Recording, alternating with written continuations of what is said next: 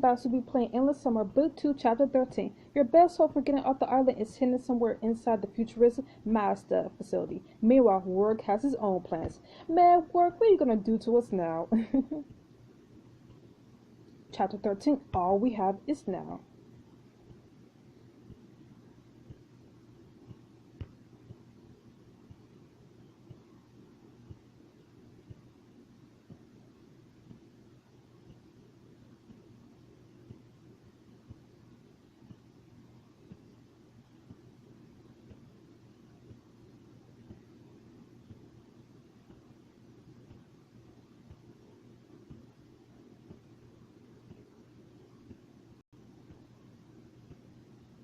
Concealed in an arachnid suit, you escort your friends to Rourke's Mazda facility. A dozen heavily armed operatives stand at attention inside the lab you've been instructed to enter. They part, revealing, "Welcome, my honored guest. The moment of truth is finally at hand." That's rich, as if you could refrain from lying for a single breath. He won't have a breath to draw after I get near him. You notice someone in a yellow suit shirt at the back of the group of operatives. Lila, of course. Lila, I can't believe she went. Honestly, I believe it. Like, I really do believe it. After we found out what's going on with her in the last chapter, I believe it. Can't believe she went straight back to Rourke's side. At the side part, Estella gets ready to lunge forward, but Sean and Craig hold her back. You're not going anywhere, Matoya. Neither is she. Rourke suddenly walks towards you. But I'd be remiss if I didn't thank the hero of the hour. What's your call sign, Private? He reaches out to shake your hand. I am 31723172. The serial number? We ought to identify ourselves by number only. Our mission is more important than personal glory. Of course. Excellent work, 3172. I'll make sure your superior officer is notified. That won't be necessary, sir. It's enough that the client is pleased.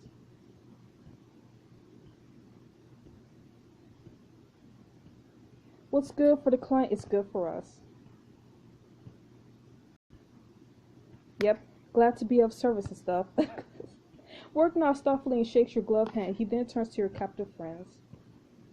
Can we get the hell on with this? What are you planning to do with us?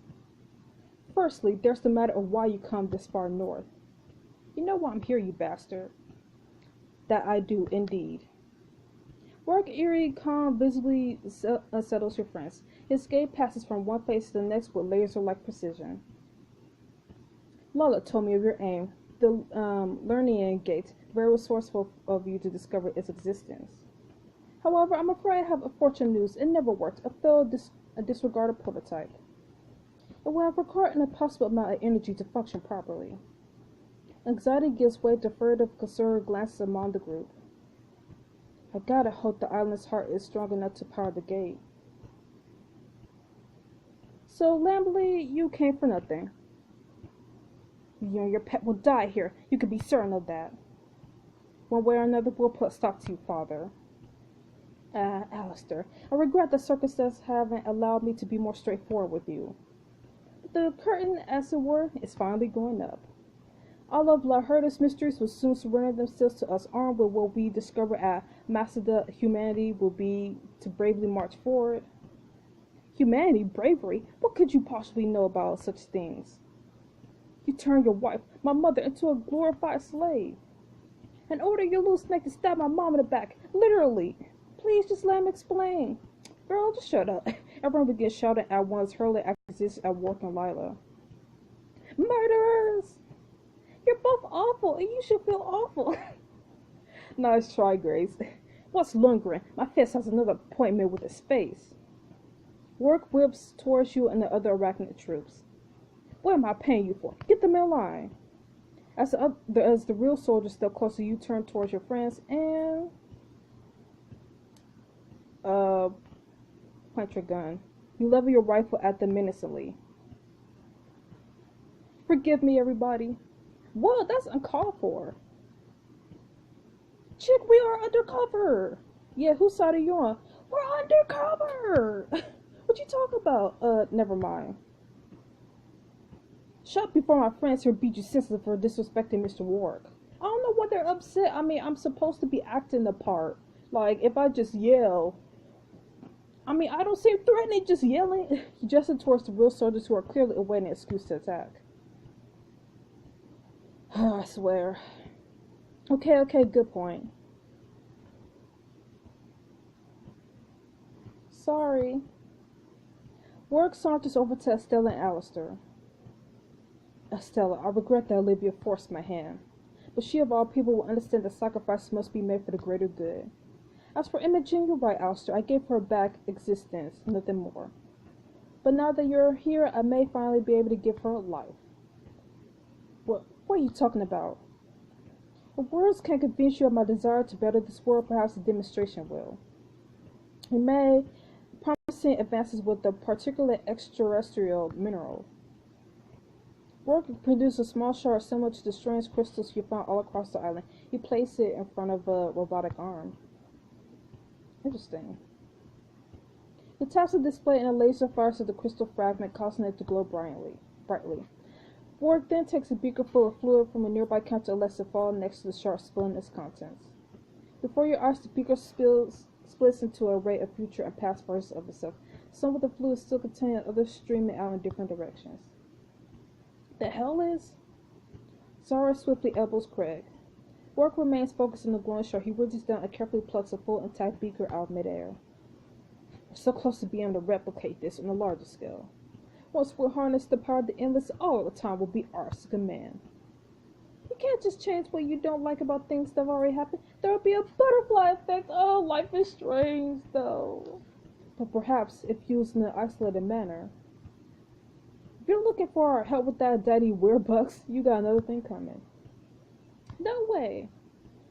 I presume there will be resistance to the idea. Very well. Take them to the containment units. Containment units like where the Ghostbusters put Slimer? I'm sure you all come around in time. Arachnid operatives surround the group, shoving and dragging them towards the elevator. Hey! Easy, we're going. The doors close and the group disappears, leaving you, Sean, Craig, and Zara alone with Rourke. We're still missing a few of the guests, aren't we? The big one, the braver one, the hacker, and the mystery. I'll need you four to fetch their course from Lake Teethers? We require all 12 bodies for the procedure, especially Shane. Understood, sir. He pockets a shard and leads through a separate elevator.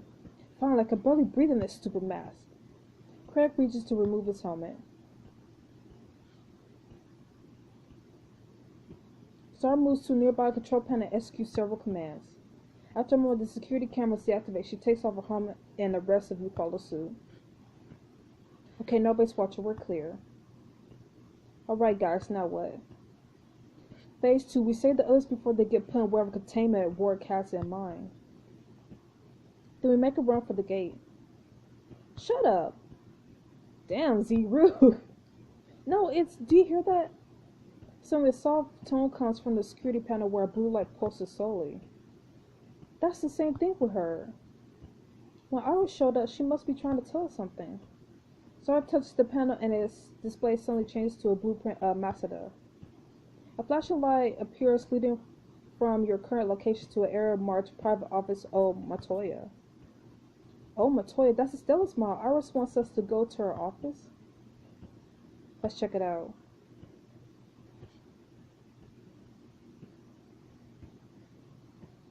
You follow the directions to the office secretary to move through the facility as inconspicuously as possible.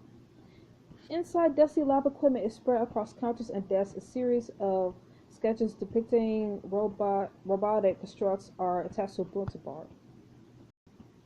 Looks abandoned. A blue spotlight emits from a computer terminal. Iris's hologram gradually materializes. You can speak safely here. This room is no longer monitored, haven't been in use for several years. So this is where Stella's mom works? This is Olivia's old office, yes. What was she working on? Did you know her? Did you know her? Certainly not, nor did I want to. Okay, I'm sorry. Oh, so it's like that. I suppose I didn't like her very much, though in retrospect she was a talented researcher. So how do we find the others to get them to the gate?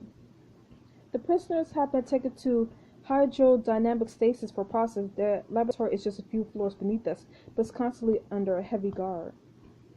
There's an experimental weapon in this office that should be able to neutralize any arachnid soldiers found there. I'm down for anything that involves experimental and weapon. Hell yeah. Once you're free, everyone, you'll need to proceed to theoretical prismatics and sub-level 9 deep in the underlying pillar wall. Okay, theoretical prismatics. And that's where the Learner Gate is? Correct. It's among a number of devices developed at Masada before the limitations of standard prisms were thoroughly understood. The island's heart would be more than sufficient to finally activate it.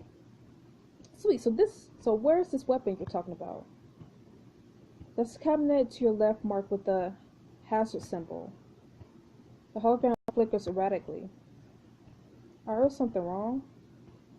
I'm being reconfigured. Shane, please promise me you'll get Alistair and Baron to safety. Wait, Baron? What about him in particular? Everyone wants to prepare a new host. Directive 1908 will force me to. The hologram vanishes mid-sentence. That ain't good. Craig walks over to the cabinet Iris indicated. There's a diagram on the door. He kneels down to take a look. Holy, it's a shoulder-mounted laser cannon. Yusha and Zara head over. Guys, we gotta get this open. It's about to get a Gundam up here. Is he talking about Gundam? Gundam? Wait. What? Okay, I just got confused. What is Gundam? Craig, hold up for a sec. Let me look at the secure. Yo, I need this in my life.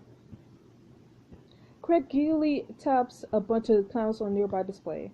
Clunk, you hear machinery spring into motion. Something wraps around your head, blocking your vision. What the? You okay, Shane? Looks like a VR headset is freaking lashed onto Shane's head. Well, get it off. A bright blue room appears around you. Shane, can you hear me? I'm trying to turn it off. A woman in a loud coat enters and turns towards you. There's a deep sense of urgency in her eyes. Hello, I'm Olivia Montoya. For several years, I've been assigned to Rourke's International Omega Specimen Project. Simulation was created in order to illustrate how hugely destructive Omega could be if allowed to be seen to completion. Everything you're about to experience directly represents what the machine will do to the specimen, and therefore what the specimen could do to our world.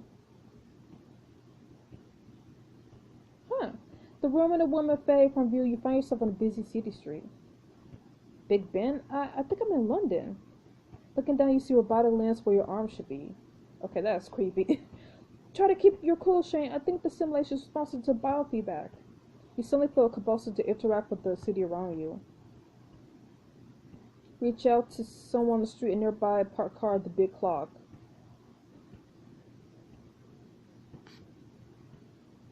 I don't know.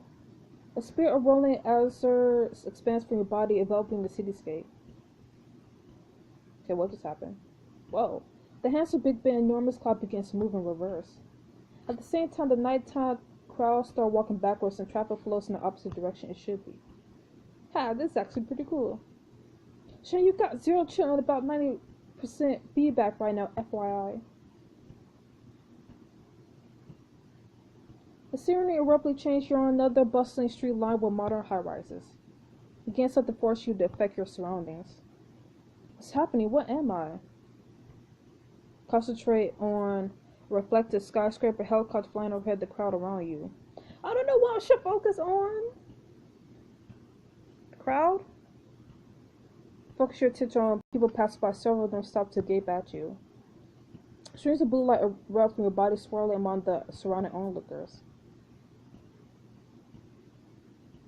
Before your eyes, each individual touched by the light vanishes and is placed with the shrieking Neanderthal. The caveman fell into a rage, attacking nearby city-goers. What in the world? I didn't expect that. The scene dissolves, returning you to the blue room. You just experienced firsthand the disastrous effects of the Omega specimen. If you were shocked by what you saw, I urge you to contact your government officials and warn them to take action. Rourke International must be stopped before this project becomes a terrible reality. Thank you. Guys, I think it's shutting down. Hold on, I'll save you, Shane. Craig, wait! You hear something shatter and suddenly the headset lock detaches. The visor falls away, nearby smoke rises from a smashed computer terminal. Are you alright? You glance at the device in your hands. Cool. That was interesting to say the least. What'd you do that for, you big idiot? I told you I was about to let Shane go. Whatever, you're welcome for saving your life, bro. Sure, thanks, Craig. Should we see if we can get that laser cannon out? Yeah, you know it. Craig, do not touch anything. Okay, I get it. Craig absently reaches towards the screen, preparing to swipe the surface. Dude, seriously. Fine. Zara squints at a terminal next to the cabinet. Yep, I should be able to get this bad boy out. It just takes a little time. While walking to complete with artillery coming up. And no. You'll probably get an auto from that, though. Come on, guys, or maybe a clue. Come on, guys, we gotta get to that lab and rescue everyone. Yeah, let's head out. Aww. Return to the main entrance. A pair of elevator doors start open before you enter. Sean leans down to look at the list of floors on the display panel. Which destination do we want? The stasis.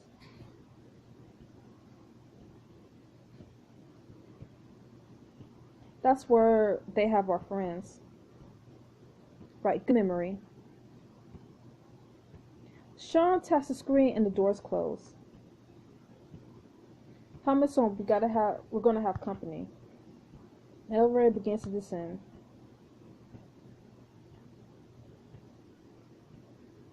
Doors open to a corridor lit by a stark fluorescence. You hear a familiar voice coming from somewhere ahead. Such a shame. You could have been a hero, Mackenzie. Let's get close, but keep a low profile. Copy that. The corridor takes a sharp turn, then opens to a large room. You peek around the corner. Your friends are lined up along the wall of the laboratory. A row of arachnid soldiers hold rifles at their backs. Lundgren has his hand clamped around Jake's neck, his power exosuit lifting him into the air. Should have left it alone, son. Would have turned out better for everyone. Lundgren, you delusional son of a... One day you're gonna go down for what you done. That day ain't today, Mackenzie. Today's your day. Filler sidles up to Lundgren and borrows his cigar, taking a puff and then blowing the smoke into Jake's face. My only mistake was trusting someone like you, Filler. Aw, that hurts, really does. Fortunately, you'll have plenty of time to reconsider your harsh words while you're in a pickle jar. Filler gestures through her observation window. Endless rows of stasis tubes stand in the adjoining room, each containing a pale, contorted figure capped on the edge of light by support systems. Holy crap, who are all those people? It's like they're in suspended animation. We gotta rescue our friends before they join them. Let's put them in now, Lundgren. The servos on Lundgren's armor grind as he tosses Jake against the wall. Go ahead, I'm sick of looking at this bastard. Stick them all in. You and Moose come see me when you're done. Yes, sir. Or Mouse. I said Moose. Lundgren heads towards the door, emerging into the corridor where you are. Salute, I guess. You jump to attention and angle your hand across your forehead. Sir. Lundgren barely gives you a glance as he passes by. Okay, well that's good then. He enters the elevator and the doors briskly slide shut. What a jerk. He ignored us, you dummy. That's a good thing. Come on, we gotta figure out how to save the others. The four of you march into the stasis lab. Phil is smugly watching Jake as he is forcibly dragged by two arachnid operatives towards a circular device. Get off of me! You're cute when you're angry and helpless. The others had heard the struggle and began to protest. Stop it! Let him go! This is a coward solution. We shall fight to settle the matter. They're going to put us all in those tanks? Fiddler grabbed Shake by the jacket and sends him sprawling atop the disc in the middle of the room. Turn it on. Initiating discharge. Mouse reaches towards the terminal. A surveillance camera scans the area from the ceiling. Gotta do something. Sean raised his rifle. I got a clear shot. Who should I aim for? The camera. Sean takes aim and fires a round at the surveillance camera. It blasts off its mounting, clattering noisily to the floor. What the hell? Looks like you've been had, Predator. Jake kicks out her legs, sending her flailing backward. Yeah. Everyone removes their arachnid helmets. It's the missing four. They're attacking. Too bad with that camera out, none of your buddies was to be kicking your asses. Fiddler reaches towards the activation panel on her suit. Oh, we'll just see about that. Let's play hide and seek. You hear maniacal laughter and the sound of blades being drawn. I really don't like her. Everyone scans the air for Fiddler. A thin layer of fog clings to the floor. Crap, where is she? She's invisible. How are we supposed to see her? The moving fog? I don't know. I really don't know. The fog will move as she gets close, will it? I really don't know. All the fog is moving, yeah. Crap, you're right. Out the corner of your eye, you see something that, yep. Dang, I figured at the last minute it was supposed to be the heat. Her swords. Peekaboo, I found you. The Shake lunges at you. No! Sean lunges towards Fiddler from the side and tackles her into a mass of wiring. Sparkles fly as she zapped with electricity. Her invisibility flickers, then fades completely. She slumps unconscious. Sean, you okay? Overcome by your near brush with death, you embrace Sean. He leans down to kiss the top of your head. I got you, you're alright. Full down, tackle for the win. The other three arachnid soldiers in the room turn towards you, racing their guns. Quick, guys! Get him! Everyone descends on the soldiers at once, tackling and punching. You just messed with the wrong pre-med. I've been saving my race for a moment like this. Have at you! Fall, men of the Hydra! You look back to Alyssa, see Sean and Stella pinning down a subdued mouse. The other arachnid soldiers are backing away from Michelle and Alistair, who've taken their rifles. Bring them to that disc over there, I got an idea. You heard her, creeps, move. She and Raj prod the soldiers over to the central platform. Sean drags Mouse's body. Please no, we're nobodies. Our salaries left their 40K. Sarah ties something to a touch panel. You're overpaid. Have a nice bath. Circlet hatches open beneath the soldiers' feet. They fall splashing into a vat of green fluid before the hatches snap shut once more. Man, I'm ready for a vacation from this vacation.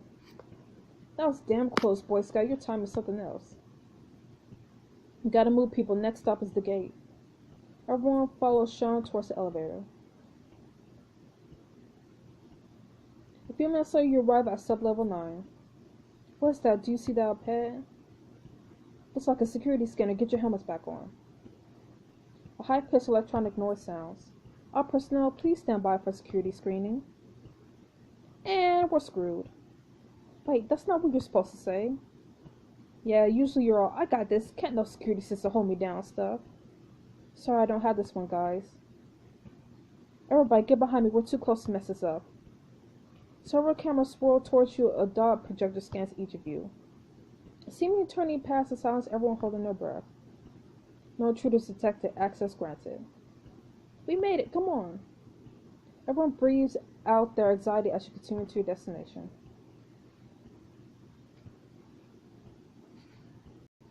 The corridor leads to a massive chamber overgrown with vines and moss.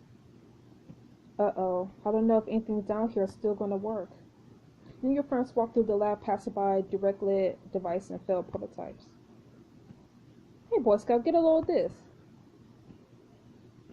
You join Jake by a small window. He wipes away dust and reveals the chamber contained in the wall you peer in. Ooh. Another idol. It's in the middle of a laser grid. I reckon they were scanning it for something. Can we get it out? There's a chance an alarm will sound if the beams are disrupted, but there might be a way. And no. It's not worth it. We're so close, we can't risk getting caught now. Your call. Oh wow, guys, come look at this. Grace stands before Yana's cylindrical chamber. A narrow catwalk threads the middle, ending in a colossal paneled sphere. Whoa, is this it? The lunar gate. They actually made it. Discard your arachnid disguise and join Zara at the computer terminal. Any idea how to turn it on? It's like the power coupling leads here. Zara points to a steel plate between two large electrodes. A pile of fine dust in the center of the plate. Wherever they tried to power this with the last time got burnt off fast. You pulled the island's heart from your bag and looked towards Vaughn. Are you sure, Vaughn? If the heart isn't powerful enough, it could be destroyed.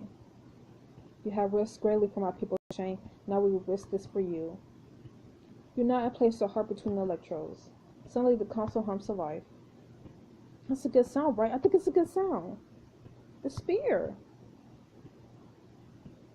You look over and see the giant mechanism starting to rotate, picking up speed. Soon its panels break off, somehow orbiting the center, revealing within. What the heck? A pulsating ball of energy. It works. The targeting love. I bet I put it in Hartfeld's coordinates. We should hurry Mans to sneak all the way down here, but they're definitely going to notice as big of an energy spike. Are we sure it's safe? Only one way to find out. Everyone anxiously watches the spiraling portal crackling with electricity. Let's do this together. You turn back towards your friends. This is it. Together we'll face dangers none of us keep and dream of. If you guys are by my side, there's nothing we can't overcome. Compared to some of the things we see, a purple death vortex basically a cakewalk. I'm with you, Shane, all the way. One by one, your friends join you on the cakewalk, or the catwalk. So, Vern, after we through, take the heart and get out of here. Don't get caught, Cat. I wouldn't be able to forgive myself. You would not be able to know either way. I know. Somehow I know. Vern's lips tremble, seeming to hold back tears. He braces Diego, kiss him one last time. Oh. I will wait for you, Diego. Oh my goodness, so cute. For a million years. For eternity. Oh my gosh, my heart. My heartstrings. You notice Estella looking back over her shoulder. Estella? Lila's here somewhere. Rourke's here. I swear I wouldn't leave this island until I killed them. This isn't the life she wanted for me. She wanted me far from them. That's why she hid me and San Trobita. She wanted me to live. You reach out your hand. Then live, Estella. Live! Estella fights back tears and steps up beside you. Goodbye, my friends. It was the greatest honor of my life to know you. Can we please move this along? The radiation cannot be good for health. You ready, Boy Scout? I want to hold Diego's, honestly. But I am with Sean. Oh my goodness, I want to hold Diego's though. Because best friend though. You slip your hand to Diego's. My bestie. Promise me something, Shane. Anything. When we get home, we're spending all week in our pajamas catching up on 6 months of TV. Oh, hell yeah. That's a promise. Damn, 6 months of TV, that's a lot. The 12 of you encircle the portal sphere. Everybody together. 1, 2, 3. All of you step once forward into the light. You feel yourself stretch or shrink, dissolve, and reconstitute, transmitted across dimensions, falling through the quantum foam. And through it all, you hold each other's hands. Whoa! Y'all! Ah! Finally, you feel something solid underfoot. Do you feel that? I think we landed somewhere. I still can't see. You wince against the blinding light. We made it. We really made it. Gradually, the haze fades. Wow. What the heck? The first thing you feel is the heat. What happened? Whoa, I recognize I recognize this background. It's the porch on Hartfeld, the porch on the suite at the Hartfeld dorm. A colossal volcano disgorges fire and smoke to the sky. An ocean of smoldering lava flows to the horizon. Damn it, see, you got the coordinates wrong. I wouldn't make that dumb a mistake. Then where the hell are we? Shutting your eyes, you gaze out the fire, and that's when you see everything. The clock tower, the stadium, the library. The gate worked. We're home. Dang. Dang, though. Honestly, I knew that this wasn't going to be the end. Oh my goodness, though. Anyways, this was a really good chapter. So, yeah, so I'll see you guys next week for the next chapter of Endless Summer. Stay frosty. Bye-bye.